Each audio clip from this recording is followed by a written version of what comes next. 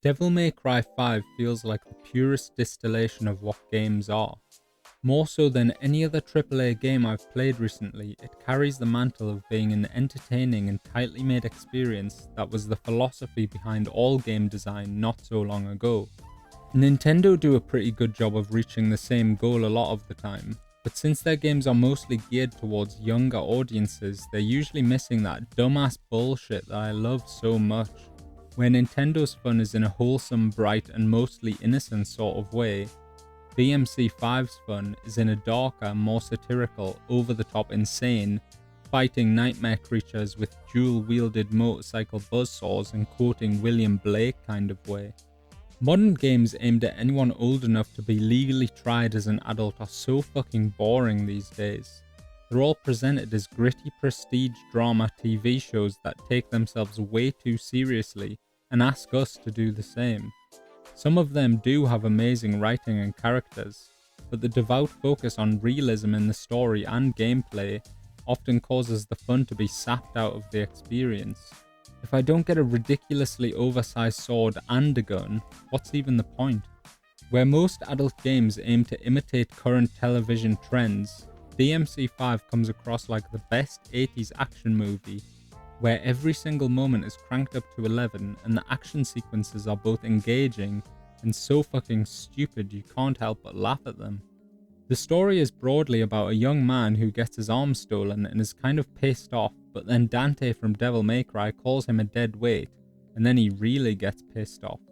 There are plenty of callbacks to the earlier games, but on the whole, the plot is really more of a medium to facilitate the insane action cutscenes, smoking sexy style gameplay, and sarcastic comments of the main characters towards bosses.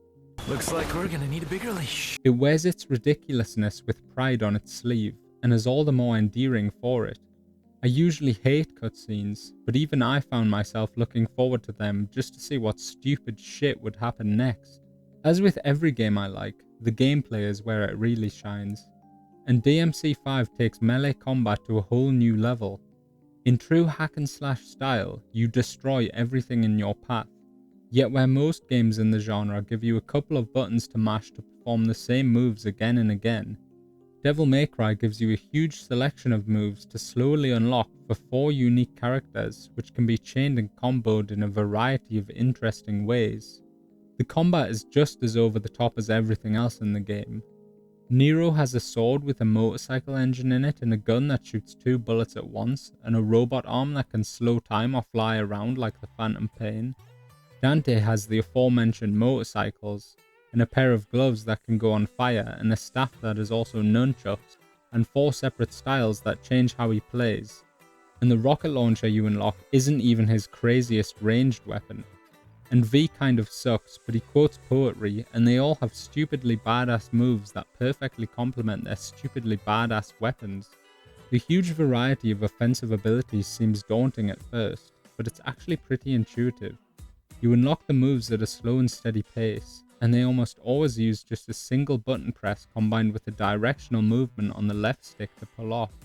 To add to this, you're motivated by the incredible style meter to mix things up and experiment, even though the game can quite easily be beaten using only the most basic moves. In Devil May Cry, you are the boss. The focus is all on mastering your complex moveset and using it to creatively and stylishly curb stomp the enemies in front of you, rather than setting you against an impossible opponent. It's for this reason that I actually found the bosses to be the weakest part of the game. They do a good job of breaking up the levels, but they can rarely be launched and feel much more like unmovable damage sponges compared to the beautiful flowing nature of fighting 10 little babies at once. The core gameplay is so much fun that after I completed it I immediately went back and did it all again as Virgil. Unfortunately, he's DLC only, but Virgil is the embodiment of the spirit of DMC5. A man who is best known for sitting on a plastic chair and singing about the rain. In a game where everything is already turned up to 11, he turns it up to 12. You know that thing in games where you unlock a boss's weapon after beating them, and it's always terrible? Well, Virgil is that, but he's actually what you expect him to be. Teleporting around the arena, slicing through the fabric of space-time, refusing to take part in cutscenes, He does it all. Also, did you know that his family crest is the Demon of Death? Basically, what I'm trying to say here is that Devil May Cry 5, in all its excessive ridiculousness, is fucking awesome. Some of the level design isn't the best, and the loading screens make me want to claw my eyes out, but they don't undermine what is one of the purest expressions of fun I've ever experienced. I want to play games where shit happens that wouldn't make sense in any other medium, and I want to dual-wield buzzsaw motorcycles and play as my insane katana-wielding brother, while being pushed to the limits of my skill in every game.